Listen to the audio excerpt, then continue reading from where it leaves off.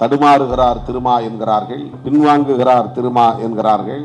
ஏதோ நடக்கிறது என்பதை போல குழம்பிவிடக் கூடாது என்பதற்காக சொல்லுகிறேன். தடுமாறுகிறார் என்று சொல்லுகிறவர்களுக்காக நான் பதில் சொல்லவில்லை. அதனால் உங்களுக்கு எந்த தடுமாற்றமும் ஏற்பட்டு விடக்கூடாது என்பதற்காக சொல்லுகிறேன். எங்களுக்கு எந்த பேராசையும் இல்லை. அங்கே போனால் அல்லலாமா, இங்கே போனால் வாரலாமா, இந்த வாய்ப்பை பயன்படுத்திக் கொள்ளலாமா, ஐயோ இந்த வாய்ப்பை விட்டால் என்னாவது. அரசியல் அதிகாரத்தை நோக்கி நகர வேண்டும் என்பது நம்முடைய நோக்கங்களில் ஒன்று. அந்த அதிகாரம் எதற்கு பயன்பட வேண்டும் என்பது முக்கியமானது, யாருக்கு பயன்பட வேண்டும் என்பது முக்கியமானது, அந்த அதிகாரத்தின் மூலம் என்ன தாக்கத்தை ஏற்படுத்த முடியும் என்பது முக்கியமானது. அம்பேத்கருக்கு எதிராக அவர் பேசவில்லை. அம்பேத்கரை ஒரு வணிக பொருளாக பயன்படுத்தக்கூடாது, வழிபாட்டு பொருளாக பயன்படுத்தக்கூடாது. தமிழ்நாட்டை தவிர எல்லா மாநிலங்களிலும் தலித்துகள் இன்றைக்கு பிஜேபியை ஆதரிக்கக்கூடிய நிலை உருவாகிவிட்டது. தமிழ்நாட்டில் பிஜேபி காலூன்ற விடாமல் தடுப்பதிலே விடுதலை சிறுத்தைகளின் பங்களிப்பு மகத்தானது. அவர் சொல்றார் அம்பேத்கரினுடைய கடவுள்ங்கிறார். யாரு? Modi. Baba Saheb is my God பிரதமர் மோடி சொல்லுகிறார். இந்த மக்கள் அதை நம்பி ஏமாந்து போகிறார்.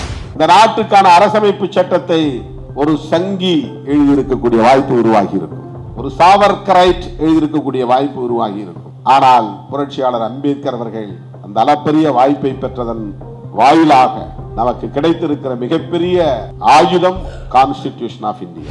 இந்த வீடியோவை உங்களுக்கு வழங்குபவர்கள் பேசஸ் பே, secure digital payments with multiple features and great success rate.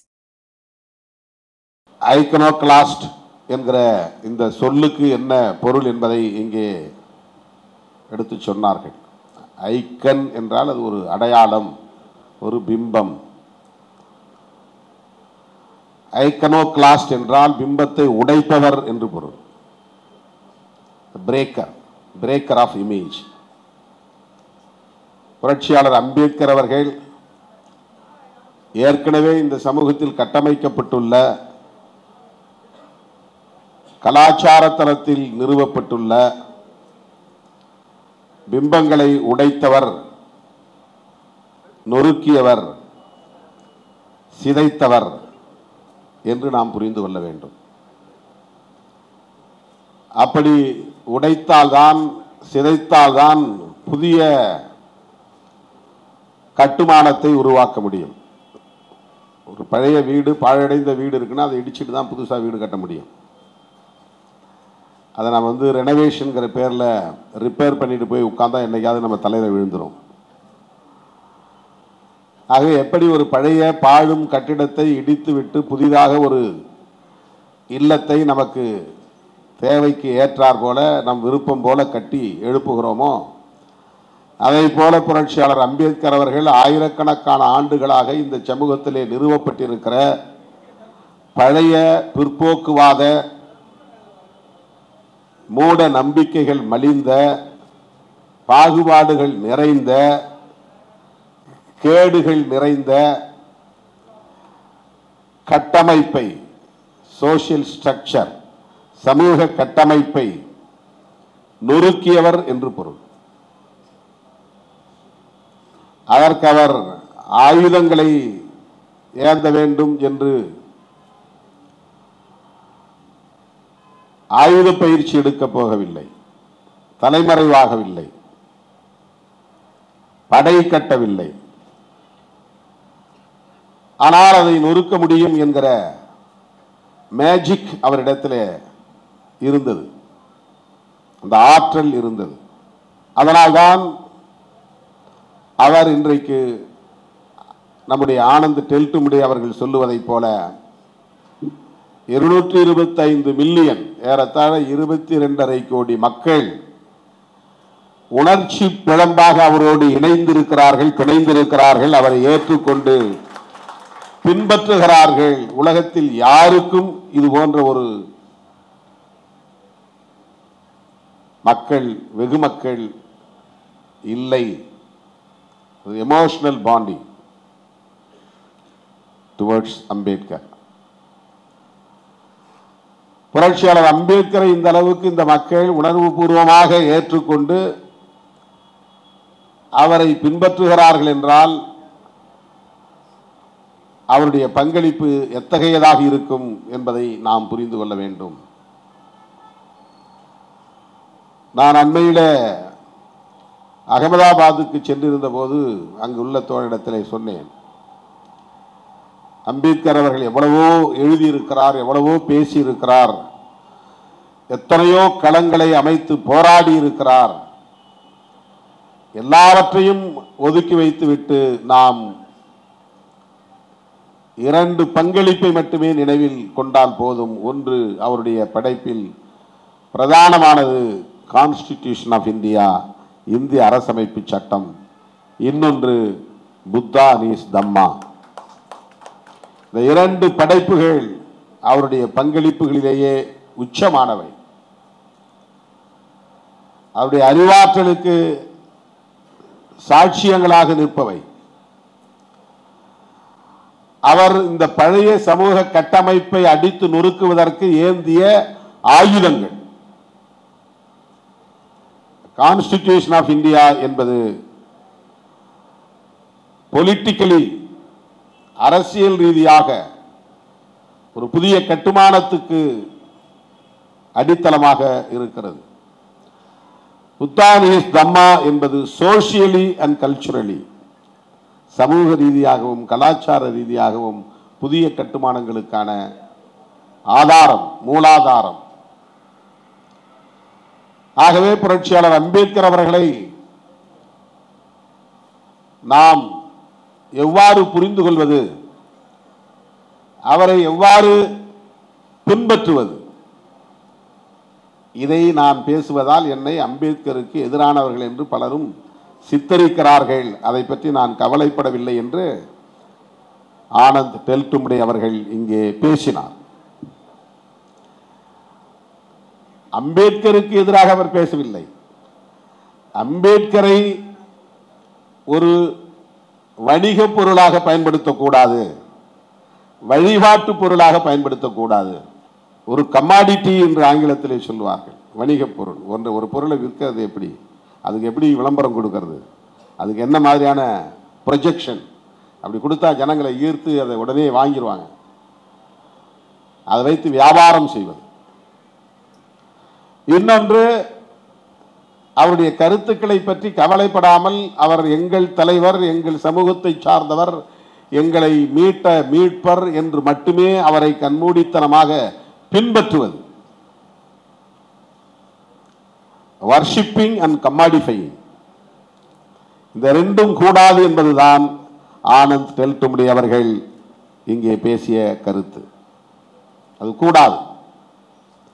இதை பேசுகிற போது இவர் அம்பேத்கருக்கு எதிராக பேசுகிறார் என்று பலர் விமர்சனங்களை வைக்கிறார்கள். ஆனால் நான் அதை பற்றி கவலைப்படவில்லை. என்னை முழுமையாக ஆக்கிரமித்திருப்பது அம்பேத்கரின் சிந்தனைகள் தான் என்பதை இங்கே ஆனந்த் டெல்டும்டே அவர்கள் பதிவு செய்தார். புரட்சியாளர் அம்பேத்கருடைய அன்பு மகன் யஷ்வந்த் ராவ், அவருடைய மகன் பிரகாஷ் அம்பேத்கர், அவருடைய உடன் பிறந்த தங்கை தான் ரமாபாய், ரமா. அவருடைய கணவர் ஆனந்த் டெல்டும்டே, பேத்தியின் கணவர். அவர் இன்றைக்கு அவருடைய வாழ்க்கை வரலாற்றை குடும்ப உறுப்பினராக இருந்து கொண்டு, அவர் குடும்ப வரலாற்றை முழுமையாக புரிந்து கொண்டு, அந்த குடும்பத்தில் உள்ளவர்கள் கொடுத்த தரவுகளின் அடிப்படையில் ஆதாரபூர்வமாக இந்த நூலை எழுதியிருக்கிறார். அம்பேத்கர் அவர்கள் உயிரோடு இருந்த காலத்திலேயே 2 பேர் அம்பேத்கர் வாழ்க்கை வரலாற்றை எழுதி முடித்து விட்டார்கள். ஒன்று தனஞ்சய் கீர் ஆங்கிலத்திலே, இன்னொன்று இந்த மராத்தி எழுத்தாளர் அவர் பேரு கயர் மோடே, மராத்தி எழுத்தாளர். அந்த மராத்தி மொழியிலேயே எழுதியிருக்கிறார் பல வால்யூம்ஸ், பல தொகுப்புகள். அது அம்பேத்கரை படித்து பார்த்திருக்க நூல் தான். ஆனாலும் கூட அவர்கள் இருவரும் எப்படிப்பட்டவர்கள் என்பதை இதில் எழுதுகிறார். தனஞ்சய் கீர் ஒரு சாவர்கர் சிந்தனையாளர். சாவர்கர் யாருன்னு உங்களுக்கு தெரியும், சாவர்கரைட். அவர் எப்படி அம்பேத்கரை பார்ப்பார், எந்த கோணத்தில் அவரை அணுகுவார், அந்த தரவுகள் எப்படிப்பட்டதாக இருக்கும், அவருடைய ப்ரொஜெக்ஷன் எப்படி இருக்கும் என்பதை நாம் யூகித்துக் கொள்ளலாம். மராத்தி மொழியிலே எழுதிய அவரும் கூட ஒரு ரேடிக்கல் திங்கர் என்று சொல்ல முடியாது, ஒரு முற்போக்கான சிந்தனையாளர் என்று சொல்ல முடியாது. ஆனால் இன்றைக்கு இந்த வரலாற்று நூல்கள் ஏராளம் இருக்கிற சூழலில் அந்த குடும்பத்தை சார்ந்த ஒருவராக இருந்து ஆதாரபூர்வமான தரவுகளோடு அவர் எழுதியிருக்கிற இந்த நூல் இன்றைக்கு ஒரு காலத்தின் தேவையாக இருக்கிறது. அவரிடத்தில் நாங்கள் ஒரு வேண்டுகோள் வைத்திருக்கிறோம், இதை தமிழ்படுத்தி வெளியிடக்கூடிய உரிமையை எங்களுக்கு தாருங்கள் என்று கேட்டிருக்கிறோம். அவர் அதற்கு இசைவளித்திருக்கிறார். ஏற்கனவே ஒருவர் தமிழாக்கம் செய்து கொண்டிருக்கிறார் என்று சொன்னார். அவர் தமிழாக்கம் செய்யட்டும், அதை கரிசல் பதிப்பகம் வெளியிடட்டும் என்று நான் சொல்லியிருக்கிறேன். புரட்சியாளர் அம்பேத்கர் அவர்களை நம்முடைய சாதிக்காரர் என்று மட்டும் பார்க்க கூடாது. புரட்சியாளர் அம்பேத்கர் அவர்களை எங்களை மீட்க வந்த மீட்பர் என்று மட்டுமே ஒரு அளவுகளாக கொண்டு அணுகக்கூடாது. அவர் முன்வைத்த அரசியல் எத்தகையது, கருத்தியல் எத்தகையது, பங்களிப்பு எத்தகையது, அவருடைய அணுகுமுறை எத்தகையது என்பதை அறிந்து கொள்வதில் இருந்துதான் அவருக்கு நாம் செய்கிற உண்மையான மரியாதை அமையும். இன்றைக்கு அதை வேறுபடுத்தி பார்ப்பதிலேயே நமக்கு நிறைய குழப்பங்கள் இருக்கின்றன. எல்லோரும் அம்பேத்கருக்கு பிறந்த நாள் கொண்டாடுகிறார்கள். அம்பேத்கர் ஜெயந்தி சங் பரிவார்களும் கொண்டாடுகிறார்கள். அம்பேத்கர் அவர்களை இந்துத்துவ தலைவர் என்று அடையாளப்படுத்துகிறார்கள். புத்தகங்களை போடுகிறார்கள், எழுதுகிறார்கள். மிகுந்த வலியோடு சொன்னார், தமிழ்நாட்டை தவிர எல்லா மாநிலங்களிலும் தலித்துகள் இன்றைக்கு பிஜேபியை ஆதரிக்கக்கூடிய நிலை உருவாகிவிட்டது. தமிழ்நாட்டில் பிஜேபி காலூன்ற விடாமல் தடுப்பதில் விடுதலை சிறுத்தைகளின் பங்களிப்பு மகத்தானது. ஏன் என்றால் நமக்கு ஒரு கிளாரிட்டி இருக்கு, எது அம்பேத்கர் கருத்தியல் என்கிற புரிதல் நம்மிடத்திலே இருக்கிறது. அதைவிட ஒரு தற்காலிகமான வளர்ச்சிக்காக, தற்காலிகமான புகழுக்காக, தற்காலிகமான அதிகாரத்திற்காக நாம் அம்பேத்கரின் பாதையை விட்டு வழுவிவிட முடியாது, நழுவிவிட முடியாது. 4 எம்எல்ஏ போதாது, அது 10 மாறணும் அப்படின்னு சொல்றதுல என்ன பெரிய வளர்ச்சி இருக்கிறது? 4 10 விட்டால் மாற்றம் நிகழ்ந்து விடுமா? 2 எம்பிக்கள் போதாது, அது 5 எம்பிக்களாக வேண்டாமா? 2 2ஆக இருந்தாலும் அது 5ஆக மாறினாலும் ஒரே இம்பாக்ட் தான், ஒன்றும் பெருசாக நீங்கள் சாதிச்சிட முடியாது. தனிநபர்கள் அதிகாரம் பெறுவது என்பதல்ல, பதவி பெறுவது என்பதல்ல, சமூக மாற்றத்தை ஏற்படுத்துவதற்கான தாக்கத்தை நாம் உருவாக்க வேண்டும். அதுதான் முக்கியமானது. புரட்சியாளர் அம்பேத்கருடைய கனவு அதுதான்.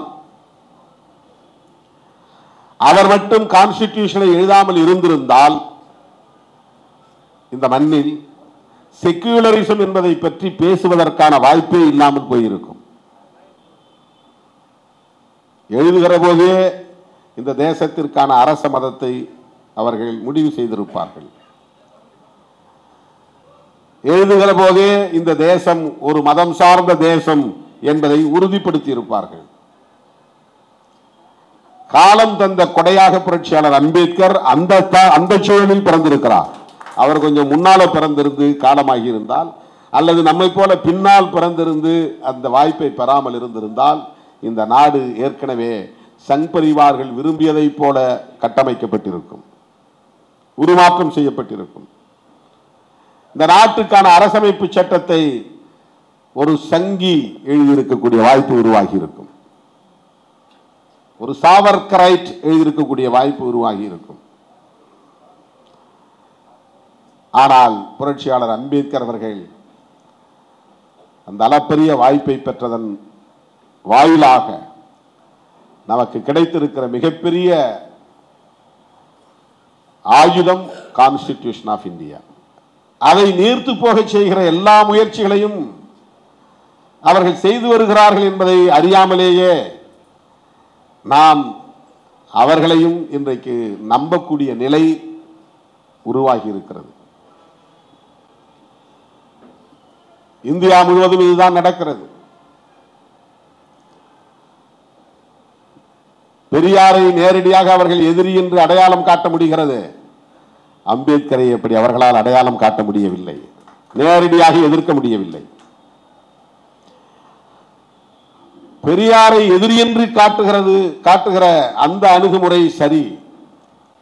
அம்பேத்கரை தங்களுடைய மதிப்புக்குரியவர் என்று காட்டுவது ஆபத்தானது. அம்பேத்கரை விழுங்கி செரிக்க பார்க்கிறார்கள். இதை தடுப்பது இன்றைக்கு நம் முன்னால் இருக்கிற மிக முக்கியமான சவால்.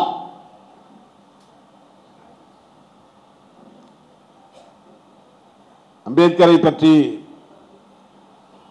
இன்றைக்கு அதிகம் பேசுகிறவர்கள் வலதுசாரிகள். சொன்னார் பாருங்க, திரு ஆனந்த் டெல்டும்டே அவர்கள் சொன்னார்,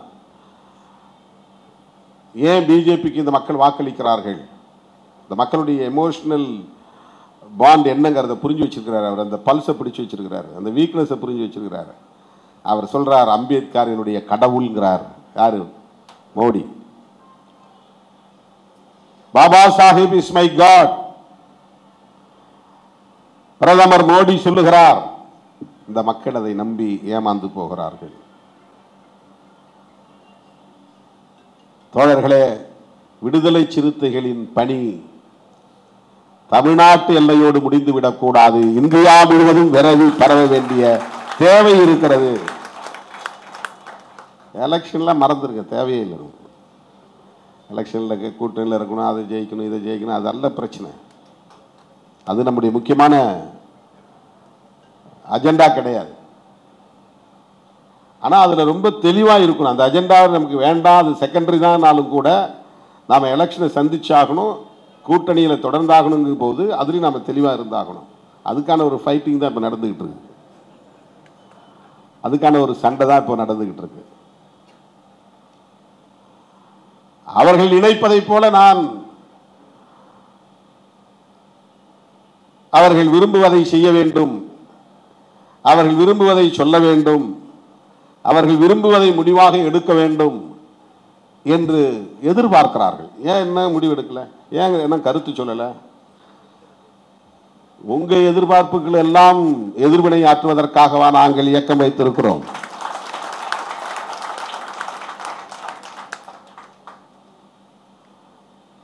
நாங்கள் எங்கள் நிலைப்பாட்டில் உறுதியாக இருக்கிறோம், தெளிவாக இருக்கிறோம். நாங்கள் தெளிவாக இருக்கிற போது, உறுதியாக இருக்கிற போது நாங்கள் பதற்றப்பட வேண்டிய தேவையே இல்லை.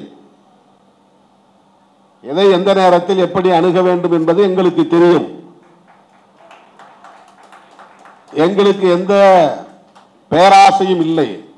அங்கே போனால் அல்லலாமா, இங்கே போனால் வாரலாமா, இந்த வாய்ப்பை பயன்படுத்திக் கொள்ளலாமா, ஐயோ இந்த வாய்ப்பை விட்டால் என்ன ஆவது? ஒரு தம்பி சொல்றாரு, இதுக்கு நீங்க டாக்டர் ராமதாஸை ஃபாலோ பண்ணணும்னு. எவ்வளவு சரியான ஒரு ஐடியா கொடுக்கிறார் பாருங்க, ஆலோசனை. நாங்கள் 100 விழுக்காடு புரட்சியாளர் அம்பேத்கரை பின்பற்றக்கூடியவர்கள். எங்களுக்கு அவர் கமாடிட்டி கிடையாது, எங்களுக்கு ஒரு ஐடியாலஜிக்கல் ஐக்கன், அவர் ஒரு கருத்தியல் அடையாளம். அரசியல் அதிகாரத்தை நோக்கி நகர வேண்டும் என்பது நம்முடைய நோக்கங்களில் ஒன்று. அந்த அதிகாரம் எதற்கு பயன்பட வேண்டும் என்பது முக்கியமானது, யாருக்கு பயன்பட வேண்டும் என்பது முக்கியமானது. அந்த அதிகாரத்தின் மூலம் என்ன தாக்கத்தை ஏற்படுத்த முடியும் என்பது முக்கியமானது. அந்த தெளிவில்லாமல் நாங்கள் இந்த அரசியல் களத்தில் இல்லை. விடுதலை சிறுத்தைகள் கட்சி அந்த தெளிவோடு தான் எல்லாவற்றையும் அணுகுகிறது என்பதை இன்றைக்கு பதிவு செய்ய வேண்டிய ஒரு நிலையில் நாம் நிற்கிறோம். தடுமாறுகிறார் திருமா என்கிறார்கள், பின்வாங்குகிறார் திருமா என்கிறார்கள். இதை நீங்கள் ஏதோ நடக்கிறது என்பதை போல குழம்பிவிடக் கூடாது என்பதற்காக சொல்லுகிறேன். தடுமாறுகிறார் என்று சொல்லுகிறவர்களுக்காக நான் பதில் சொல்லவில்லை. அதனால் உங்களுக்கு எந்த தடுமாற்றமும் ஏற்பட்டு விடக்கூடாது என்பதற்காக சொல்லுகிறேன். அந்த நம்பிக்கையை எப்போதும் நீங்கள் கொண்டிருக்க வேண்டும். நம்மை சமூக ரீதியாக அவர்கள் குறைத்து மதிப்பிடலாம், நம்மை பொருளாதார ரீதியாக அவர்கள் குறைத்து மதிப்பிடலாம், இன்னும் சொல்ல போனால் நம்மை அரசியல் ரீதியாகவும் கூட குறைத்து மதிப்பிடலாம். ஆனால் நம்முடைய சுயமரியாதையை எவனும் குறைத்து மதிப்பிட முடியாது. நம்முடைய தன்மானத்தை யாரும் குறைத்து மதிப்பிட முடியாது. நம்முடைய கருத்தியல் நிலைப்பாட்டில் கொண்டிருக்கிற உறுதிப்பாட்டை யாரும் குறைத்து மதிப்பிட முடியாது. அதை மதிப்பீடு செய்யக்கூடிய அளவுக்கு தகுதி பெற்றவர்கள் தமிழகத்தில் இல்லை. நாங்கள் எவ்வாறு கருத்தியல் களத்தில் தெளிவோடு இருக்கிறோம், துணிவோடு இருக்கிறோம், உறுதியோடு இருக்கிறோம் என்பதை ஒவ்வொரு முறையும் உறுதிப்படுத்த வேண்டிய தேவையில்லை. புரட்சியாளர் அம்பேத்கர் அவர்களை ஆனந்த் டெல்டுமுடி அவர்கள் சொன்னதை போல அவருடைய செயல்பாடுகளின் மூலம் நாம் அவரை புரிந்து கொள்ள வேண்டும். அவர் எதிர்பார்த்த தாக்கத்தை சமூகத்தில் நாம் ஏற்படுத்த வேண்டும். சில பேர் என்ன சொல்றாங்கன்னா, அம்பேத்கர் பௌத்தம் பற்றி சொன்னாரு, இப்ப பௌத்தத்தை பற்றி விசிக என்ன நிலைப்பாடு? அதுக்குள்ளேயும் பெரிய ட்ராப் இருக்கு, நிறைய வலைகள் இருக்கு. அதில் எச்சரிக்கையா இருக்க வேண்டும் என்பதற்காக சொல்லுகிறேன். இன்னைக்கு உலகம் முழுவதும் பேசப்படுகிற பௌத்தம் ஆதி பௌத்தம் அல்ல, அம்பேத்கர் பௌத்தமும் அல்ல.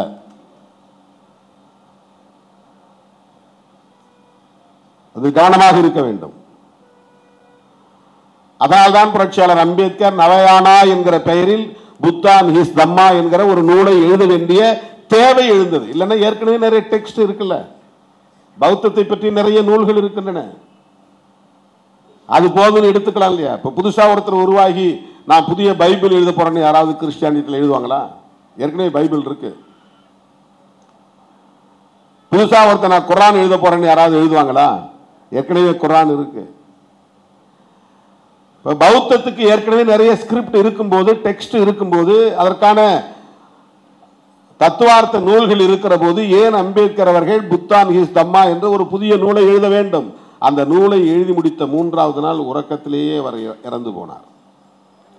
அந்த வயசுல அவ்வளவு உடல் நலிவுல எந்த அளவுக்கு அவருக்கு எழுத வேண்டும் என்கிற வெறி இருந்திருந்தால், எந்த அளவுக்கு அவருக்கு ஒரு உந்துதல் இருந்திருந்தால், நாம் சும்மா இந்த சமூகத்தை விட்டு போய்விடக் கூடாது, அவர்களுக்கு வழிகாட்டுவதற்கு ஒரு தத்துவார்த்த நூலை தந்துவிட்டு போக வேண்டும் என்கிற அந்த உறுதிப்பாட்டோடு அவர் இருந்திருக்கிறார். நமக்கு தலைவலிச்சுன்னா ஐயான்னு போய் முடங்கிடுறோம், சுருங்கிடுறோம், ஒரு அறிக்கை கூட எழுத முடியல நம்மால. ஆனால் ஒரு நூல், அது என்ன எப்படிப்பட்ட நூல்? ஏதோ சும்மா ஒரு ரெஸ்பாண்ட் பண்ணக்கூடிய ஒரு ரிஜாயிண்டர் இல்லை, ஒரு பிரச்சனைக்கு ஒரு பதில் சொல்லக்கூடிய அறிக்கை கிடையாது. நான் ஒரு விளக்கம் சொல்றேன். ஏன் எல்லோருக்குமான தலைவர் நூல் வெளியீட்டு விழாவில் என்னால் பங்கேற்க இயலவில்லை அப்படின்னு நான் ஒரு விளக்கம் சொல்றேன். அது சாதாரணமானது, அதுக்கு ஒரு பெரிய டீப் திங்கிங் உங்களுக்கு தேவை கிடையாது. அது ஒரு விளக்கம். ஒரு ஆக்ஷனுக்கு ரியாக்ஷன், ஒரு கேள்விக்கு ஒரு பதில், ஒரு குழப்பத்திற்கு ஒரு தெளிவு. ஆனால் புத்தான் ஹிஸ் தம்மா என்பது அப்படிப்பட்டதல்ல. ஒரு பிரச்சனைக்கு சொல்லக்கூடிய பதில் அல்ல, எதிர்வினை அல்ல. அது காலம் காலத்திற்கும் இந்த மக்களுக்கு வழிகாட்டக்கூடிய ஒரு புனித நூலாக அது அமைய வேண்டும் என்கிற பொறுப்புணர்வோடு எழுதப்பட்ட ஒரு நூல். எந்த அளவுக்கு அவருக்கு அந்த தளத்தில் ஆழ்ந்த அறிவு இருந்திருக்கும் என்பதற்கு அந்த நூல் ஒரு சான்று. தத்துவார்த்த தளத்தில் சும்மா ஒரு புத்தகத்தை படிச்சுட்டு 2-3 புத்தகத்தை படிச்சுட்டு அதை வச்சு இன்னொரு புத்தகம் எழுதுறதுங்கிறது அல்ல. காலம் காலமாக இந்த சமூகத்தில் நீடித்து நிலைத்திருக்கக்கூடிய பல்வேறு வகையான ஸ்கூல் ஆஃப் தாட்ஸ், சிந்தனை பள்ளிகள், இந்துத்துவம் என்ன சொல்லுகிறது, கிறிஸ்தவம் என்ன சொல்லுகிறது, பௌத்தம் ஆதி பௌத்தம் என்ன சொல்லுகிறது, இஸ்லாம் என்ன சொல்லுகிறது, இந்த மக்கள் ஏற்கனவே இருக்கக்கூடிய பூர்வீக குடி பழங்குடி மக்களின் கலாச்சாரம் என்ன, வாழ்வியல் தத்துவங்கள் என்ன, அவர்கள் பின்பற்றக்கூடிய சடங்கு சம்பிரதாயங்கள் என்ன, அவையெல்லாம் எந்த பின்னணியில் உருவாயின, அப்படி உருவான எத்தனையோ சடங்குகள் காணாமல் போயின, இன்றைக்கு நீடிக்கிற சடங்குகள் என்ன என்ன எவை எவை, இவை பற்றிய ஆழ்ந்த அறிவு இல்லாமல் அப்படி ஒரு நூலை எழுத முடியாது. எந்த அளவுக்கு ஒரு சமூகத்தை மீட்க வேண்டும், அடிமையுற்று உழலுகிற சமூகத்தை மீட்டெடுக்க வேண்டும் என்கிற பொறுப்புணர்வோடு அவர் சிந்தித்திருந்தால் இந்த நூலை படைத்திருப்பார் என்பதை நாம் எண்ணி பார்க்க வேண்டும். ஆகவே அரசமைப்பு சட்டத்தையும் அவர் நமக்கு அளித்திருக்கிற அருங்கொடையாக இருக்கிற புத்தரும் அவரது தம்மமும் என்கிற அந்த பங்களிப்பில் நாம் கவனம் செலுத்துவோம். அவற்றை மக்களிடத்திலே கொண்டு போய் சேர்ப்பதில் உறுதியாக நிற்போம். அப்படிப்பட்ட ஒரு இடதுசாரி சிந்தனையாளராகத்தான் ஆனந்த் டெல்டும்டே அவர்கள் இன்றைக்கு ஏராளமான நூல்களை எழுதி வருகிறார். அதிலே அவருடைய பங்களிப்பு, ஆனந்த் டெல்டும்டே அவருடைய பங்களிப்பிலே இந்த பங்களிப்பு top most contribution of Anand Teltumbde regarding Baba Saheb Ambedkar's ideology. The left-oriented writer, Sri Anand Teltumde. He doesn't bother about the ruling oppression. ஆளுங்கட்சியினுடைய அடக்குமுறைகளுக்கு அவர் அஞ்சக்கூடியவர் அல்ல. அவர் சிறைப்படுத்தப்பட்ட உடனே நான் மும்பைக்கு போய் அவருடைய அருமை துணைவியாரை சந்தித்து ஆறுதல் சொன்னேன். அவரை மீட்பதற்கு விடுவிப்பதற்கு பல முயற்சிகளை மேற்கொண்டேன். அது நிறைவேறவில்லை. ஆனாலும் அவர் நிரபராதி என்று உறுதிப்படுத்தப்பட்டு இன்றைக்கு அவர் விடுதலை பெற்று வந்திருப்பது மிகப்பெரிய ஆறுதலையும் மகிழ்ச்சியையும் தருகிறது. விடுதலை சிறுத்தைகள் என்றென்றைக்கும் திரு ஆனந்த் டெல்டும்டே அவர்கள் எடுக்கக்கூடிய அனைத்து முயற்சிகளுக்கும் உற்ற துணையாக இருப்போம் என்பதை சொல்லி I would like to appreciate Sri Anand Teltumde for his great contribution on Dr. Ambedkar ideology. லட்சக்கணக்கான விடுதலை சிறுத்தைகளின் சார்பிலே அவருக்கு என்னுடைய வாழ்த்துக்களையும் பாராட்டுகளையும் நன்றியையும் தெரிவித்து நிறைவு செய்கிறேன். நன்றி, வணக்கம். ஜெய் பீம், ஜெய் பீம், ஜெய் பீம். இந்த வீடியோ உங்களுக்கு பிடிச்சிருந்தா லைக் பண்ணுங்க, ஷேர் பண்ணுங்க, கமெண்ட் பண்ணுங்க. மறக்காம OH தமிழ் சேனலுக்கு சப்ஸ்கிரைப் பண்ணுங்க.